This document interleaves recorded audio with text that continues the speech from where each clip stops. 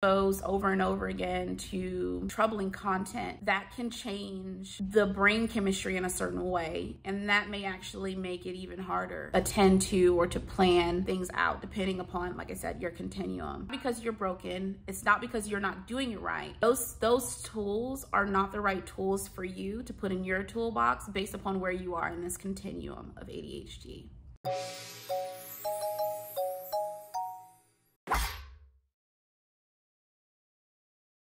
Hi, welcome back to my channel. So admittedly, I did miss last week's video, but y'all, come on, y'all know I have ADHD in real life. Like it's not a fake thing, it's a real thing. But I had intended to do this video on my journey to my diagnosis and talk a little bit more about like my experience seeking treatment and, you know, my discoveries around all the ways that ADHD impacts your life. But then I just left support group. Which if you don't have a support group, I highly recommend. It's not specific to ADHD, but there are neurodivergent folks there, and you know, we just talk about life. It's led by psychologists, and we just talk about, you know, all the things. And one of the things that came up was the most recent shooting in Nashville. And I will admit, y'all, I didn't know about this shooting. Not because I don't care about my trans brothers and sisters, but because I have realized that continuing to consume violent media about the LGBT community or the Black community or against women absolutely drains my soul. Which leads me to how this is related to ADHD, because I promise I'm not gonna make this like a thing about that in particular. But like, I want to talk about things I've discovered with my ADHD and the way it changes the way I do everyday things, like watch the news or scroll social media. So, and I didn't know this until I started working with my coach, but I realized that my internal negative self-talk is like a next level thing. It's like boom, like it's like a big thing. It's a big deal. I also realized that when I get exposed to like negative things, either in the media or, you know, violence in some way, my brain tends to fixate on it. Like I play it over and over and over and over again in the background. And it absolutely, so you all may know this, I don't think we've talked about it so far, but like one of the components of ADHD is being able to emotionally regulate. And what I realized in scrolling media and you know, all these things and seeing all these things on social media and the news was that it was keeping me in a place where I was running these violent scripts in the background in one of my channels, one of my many channels. And underneath that was this constant, persistent level of rage. Now, obviously, I'm not saying there's anything wrong with being angry about this terrible thing that happened and has been happening. You know, now everyone's making it into, oh, you know, this person just so happens to be transgender. And so they're making it a thing where now they can target the transgender community, you know, without filter because, oh, there was a transgender shooter. But that's absurd. Let's just talk about most of the mass shooters in the United States are cis white males. We're not even gonna like calm yourselves. Like, you're the problem. Literally, the people that are voting for all this anti-trans legislation, you're the problem. Trust me. You are more likely to commit a violent act than any trans person in literally the world. But I realized that I was running this like hardcore script about all the violence and, you know, all the ways that I could be targeted as an individual, as a Black woman, as a queer woman. And what it did for me, for my emotional regulation and for my ADHD brain, is it made it really hard for me to keep my emotions steady. And like, you know, I think many people watch the news and they get upset, but I think depending on the severity of your ADHD, it can impact you a little bit differently. For me, I have to be very careful about my emotional regulation. I have to be very careful and intentional about negative self-talk and about just the general things that I expose myself to on a regular basis. because they become a fixation. I think we talked about this in another video, but like one of the superpowers of ADHD is the ability to fixate on things. And also one of the downfalls is also the ability to fixate on things, because you don't necessarily have the most control over what you fixate on. And so that's what I want to talk about is, you know, how do you use this, how do you curb this power of fixation, hyperfixation in a world that is constantly giving you things to fixate on, and some of them are in varying degrees of healthy for you. For me, this means that I don't have social media, for one, because my ADHD brain just fixates on them and then I don't get anything done. And then I feel terrible about myself because I didn't get anything done.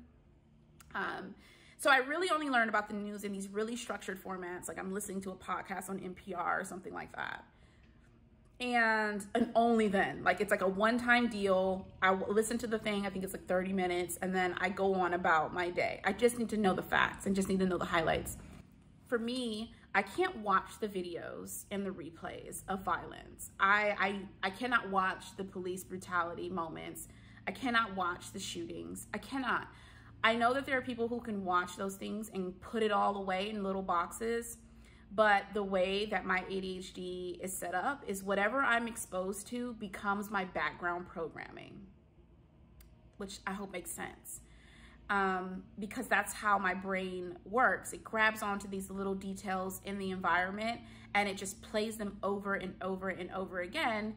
Hence my inability to attend to things that are most important, because I'm constantly playing back either sensory information that I like experience with my own five senses, things I've seen, things I've heard, and what I learned through building a relationship with myself and building a relationship with my ADHD is that I have to be very intentional about, you know, what I consume on a regular basis and what I allow to end up in my base script. So in thinking about that, though, there is still, for me, a lot of guilt around having made that decision. You want to be in the know. Like, I am by heart an anarchist. I am an activist to the nth. Like, I will get out there with the protests and the signs. I will sleep on the sidewalk for days and days and days to protest policies that are against the unhoused community. Like, that is my soul. That is what I do. And so to have to kind of roll that back for the purpose of like self-wellness and also sensitivity to how my brain works, there is also this residual guilt about having done that, because there are moments like today when I'm in a group and someone brings up a current event and I don't know what they're talking about, and it's a major thing. And so there definitely is a trade-off in that. But everyone's lived experience is not the same. And what I've realized, and I hope what you come to realize in working in, you know, being a part of this community, is that your lived experience, even between people with ADHD, may be very different, because everyone's on a spectrum. Not everyone. I don't want to make it seem like everyone has ADHD, because that's not true. But within ADHD, there really is a continuum of symptoms. And within that continuum also is a continuum of things you have to do in order to be successful, which is why if you're one of those folks who spent so much money on productivity tools and tips and things you've heard or read on Reddit that may help with ADHD organization and executive functioning, you may have realized those things don't work for you. And it's not because you're broken. It's not because you're not doing it right. It's because those tools are not the right tools for you to put in your toolbox based upon where you are in this continuum of ADHD. And so, I don't know, that this whole conversation really just made me think about the ways in which my life has to be different from maybe someone else's who does not have ADHD, because I have to be very conscious of like how my brain works and things like that. So that was the conversation in group. Like I said, I intended originally to do this video about my journey to diagnosis, but I really thought after group, like, let me just kind of take a moment to talk about this thing. The other thing that, you know, with ADHD, we've talked about the reduction of dopamine or the dysregulation of dopamine. We've talked about that, and we've been very honest about the impact that has in creating the symptoms that we label as ADHD. And so when you are exposed over and over again to, troubling content, that can change the brain chemistry in a certain way. And that may actually make it even harder to attend to or to plan things out, depending upon, like I said, your continuum. For me, it absolutely does. And so I have to structure even my relationship with media and social media and how I engage with it. I'll talk a little bit more about this in subsequent videos, but I just kind of wanted to get this out while it was hot, because I like to follow the flame, because otherwise it doesn't happen. This video doesn't happen, which is why I didn't get a video last week, because I had a flame that happened at 3 a.m., but I was like, I also should probably go to sleep and not film that video. So I didn't film a video, which meant that the next day and the next day and the next day, I didn't have the motivation to do it. Not because I don't love y'all, just because of the nature of how my mind works. So I don't know.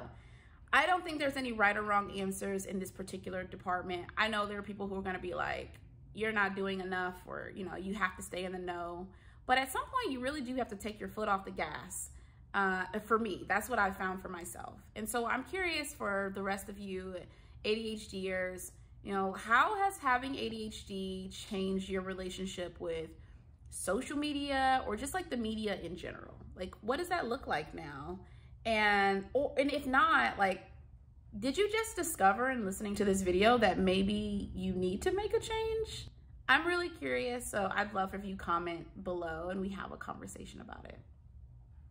That's kind of it for today. I think that's where I'm gonna stop. Yeah. So see you next week.